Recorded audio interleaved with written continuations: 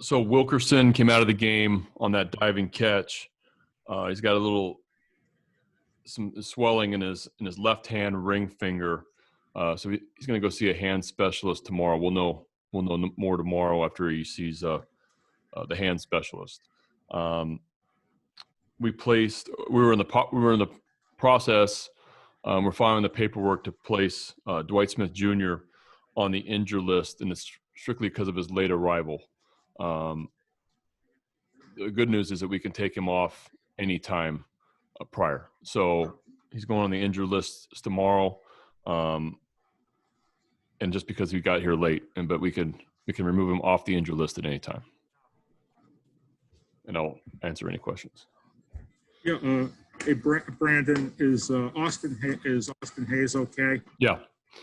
He's a little sore. I might keep him out tomorrow. I'm not sure yet, but just kind of got him on a bad spot on the kind of the side of his knee area. John Mioli, go ahead. This is the real question, but was Austin coming out anyways at that point? He was. Okay. Yep. And there was just seemed like there was a lot of tense moments in terms of guys getting hit. You know, maybe the collision out there. As you're watching this, it's so close to the season. What are you thinking? The collision? What collision? Well, the collision, guys getting hit, you know, who you have big plans for. Are you worried that it's so close to the season, this type of stuff is happening? Yeah, I don't like to see our guys get hit. Yeah, it makes me nervous big time. So, you know, Wheeler didn't have real good command and missed inside on us a little bit. I mean, that's part of the game. Tanner Scott, you know, missed one up with Harper too. That you don't want to see that right now for sure. You never see it anytime, but you really want to keep these. We're all nervous about keeping our guys healthy and breaking with everybody healthy and ready to go. And so that definitely goes through your mind. Dan Conley, go ahead. Hey, Brandon, I apologize for this one because it's more of a clarification, but since we're all new to this, with the IL distinction for Dwight, and you said he could be removed at any time, but I mean, we're assuming that he is not going to be on the opening day roster then, correct? That's what this is for? That's or not could he correct. still No. be okay. I'm sorry I didn't explain that if I didn't explain it very carefully, because obviously it's new to me as well. We're in the process of filing paperwork to put him on the injured list because of his late arrival, which we can remove him anytime off of the list. So he could break with us, he could not break with us, but we can take him off anytime. Gotcha. That makes much more sense. Thank you. Sorry about that. No, that's bad explanation by me. Steve Molesky, go ahead. Hey, Brandon, what made Eshelman so good tonight, A, and B, because he lines up for the 24th, and if you needed him there, John couldn't go, could you put him there rather than maneuver the rotation to change guys off their usual day? Well, we're going to have some discussions tomorrow. We're going to see how John is, and then there's a few guys in play if John can't go. So the way Tom threw the ball tonight, I mean, that's a major league lineup. He's facing 7 All-Stars, the first 7 hitters in that lineup,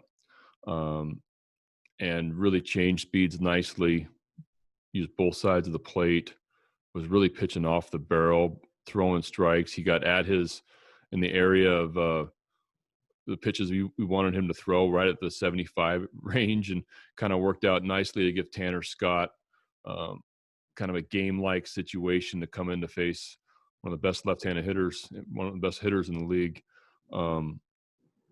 and he punched him out. So that was really nice to see. And then having to go back out after that, along with Castro doing the same thing, along with Carroll doing the same thing, it made it a little bit realistic for guys to come in, get an out, and then have to go back out to face at least their minimum of 3 batters. So it worked out nicely in that way, and that we got some game-like work in with our bullpen guys coming in with a little bit of traffic, having to work out of it, finishing, and then going back out. So I was really pleased about that and pleased the job those guys did. And Cole Sulser really threw the ball well in the 9th inning. But back to Tom, It's he had a lot of movement on his fastball. He had a really good changeup. That was the best for me. The best his curveball has been. And he pitched with a ton of confidence tonight. And so that was just an outstanding performance. John Mioli, you're up again. Go ahead, John. Brandon, last week you mentioned Pedro Severino as a guy that was really standing out. Is this just a continuation of that for you? Yep, sure is. I mean, it's taking Zach Wheeler out in a big part of a ballpark, lining the line drive to left center also for an out, just really good at bats, and just a great job behind the plate. Really happy with how he's coming along defensively. Really a credit to him and to Cuz for all the work these guys are putting in on a daily basis that nobody sees. Sevy's completely bought into our program, completely bought into getting better defensively, and he called a great game tonight for the 5 innings he was in there, and I loved the energy behind the plate and really worked well with Tom. Joe Trezza, you're up. Go ahead, Joe. Hey, Brandon, just a simple question. What was it like to play against another team again after so long of a layoff, with the masks in the dugout and all the oddities and the weirdness you guys have to kind of deal with now? Yeah, we're getting used to it.